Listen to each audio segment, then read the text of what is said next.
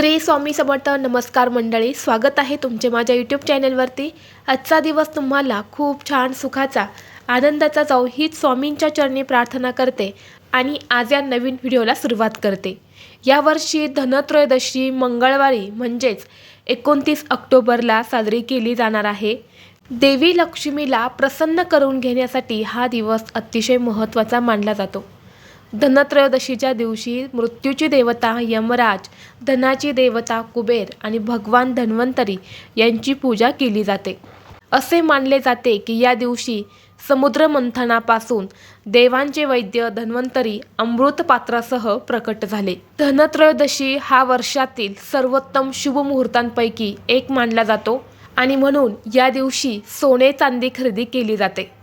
परंतु सर्वांनाच आता सोने चांदी खरेदी करणं शक्य नाही, कारण सोने चांदीचे भाव हे गगनाला भिडलेले आहेत. यामुळे सर्वसामान्य लोकांना या गोष्टी खरेदी करणं शक्य नाही आणि म्हणूनच ज्यांना सोने चांदी घेणं शक्य नसेल त्यांनी ही 5 रुपयांची वस्तू घरी खरेदी करून आणायची आहेत. ही वस्तू सोने चांदीपेक्षाही मौल्यवान आहेत आणि खरं तर याच वस्तूचा मान धनत्रयोदशीच्या दिवशी आहे.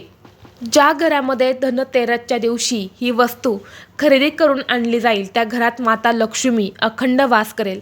माता लक्ष्मीच्या कृपेने त्या घरातील व्यक्तींना कधीही आर्थिक समस्यांना सामोरी जावा लागणार नाहीत. घरातील दरिद्री ही संपूर्णपणे नष्ट होईल आणि त्या घराची भरभरून प्रगती होईल.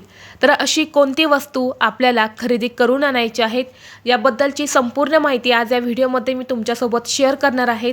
त्यामुळे तुम्ही हा व्हिडिओ स्किप न करता शेवटपर्यंत पाहत राहा. चॅनलवरती नवीन असाल तर सबस्क्राईब करा आणि असेच माहितीपूर्व नवनवीन व्हिडिओ पाहण्यासाठी बेल आयकॉनला प्रेस करा. तर पहा, धनत्रयोदशी हा दिवस वर्षातून फक्त एकदाच येतो. दिवाळी सणांमधला हा अतिशय महत्त्वाचा दिवस आहे. या दिवशी बघा, बरेच लोक सोने चांदी खरेदी करतात. असे म्हणतात की सोने चांदी खरेदी करण्यासाठी हा दिवस अतिशय महत्त्वाचा असतो. या दिवसापेक्षा दुसरा शुभ दिवस हा असू शकत नाही. या दिवशी जर घरामध्ये सोने खरेदी करून आणले आणि त्याची जर पूजा केली तर ते सोनं आपल्याला कधीही मोडण्याची किंवा विकण्याची वेळ येत नाही आणि आपल्या घरामध्ये लक्ष्मी अखंड स्वरूपात वास करते. परंतु आता सर्वांनाच हे सोने घेणं शक्य होत नाही. सोन्याचे भाव हे प्रचंड वाढलेले आहेत. यामुळे सर्वसामान्य लोकांना ते घेणे परवडत नाही.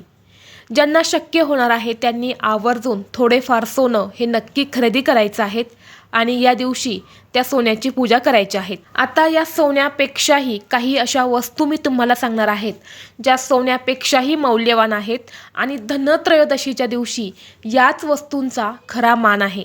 याच वस्तू घरात खरेदी करून आणायला खूप महत्त्व दिलं जातं. यामध्ये पहिली वस्तू आहे ती म्हणजे दिवाळीच्या दिवशी लक्ष्मी पूजनासाठी जो झाडू लागतो, तर त्या झाडूची खरेदी तुम्हाला धनत्रयोदशीच्या दिवशी करायची आहे.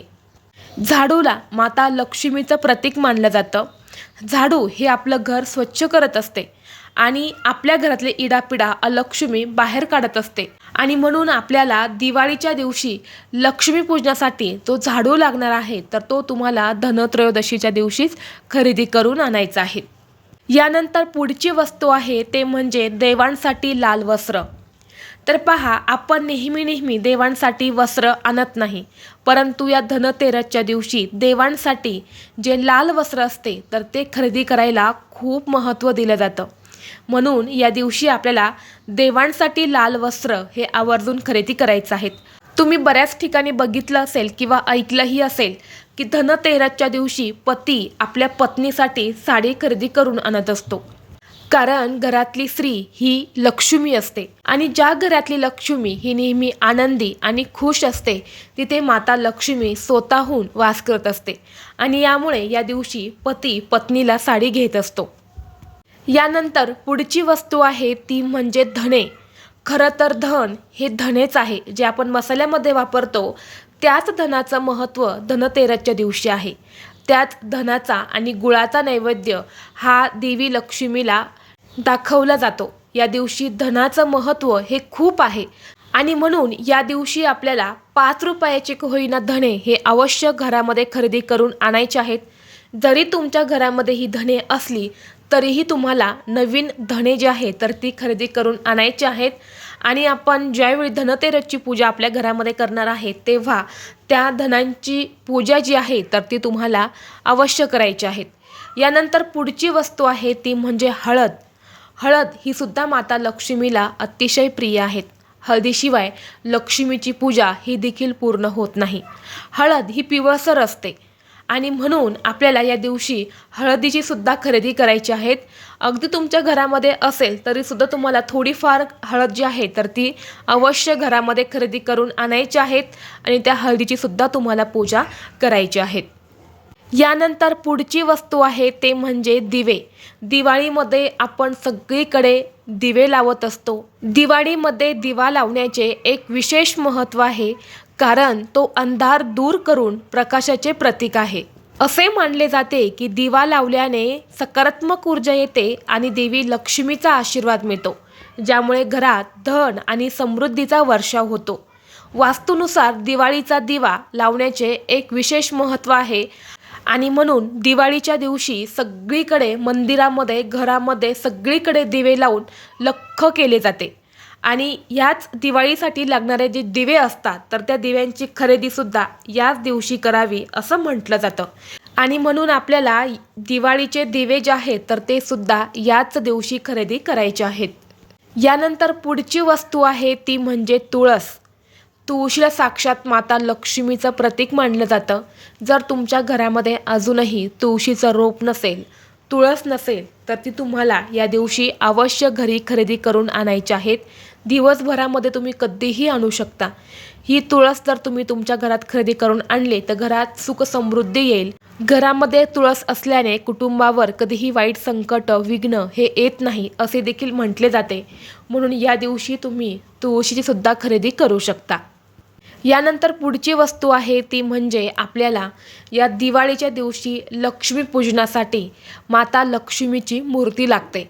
बरेच जण पहा या दिवशी फोटोसुद्धा पूजेमध्ये ठेवतात, परंतु खरं तर दिवाळीच्या दिवशी आपण जे लक्ष्मीपूजन करतो त्या लक्ष्मीपूजनामध्ये मातीची जी माता लक्ष्मी असते तर तीच पूजेमध्ये ठेवली जाते.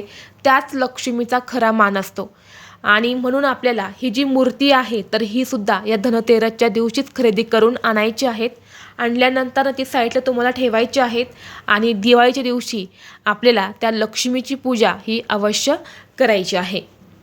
यानंतर तुमच्या घरामध्ये एखादा ग्रंथ नसेल किंवा देवघरामध्ये एखादी वस्तू नसेल, भरपूर दिवसापासून तुमची ती इच्छा असेल की ती वस्तू खरेदी करावा, तर ती वस्तूसुद्धा तुम्ही खरेदी करू शकता. कारण हा दिवस देवघरातील एखादी वस्तू म्हणजे देवासंबंधित एखादी वस्तू खरेदी करणे अतिशय शुभ मानलं जातं.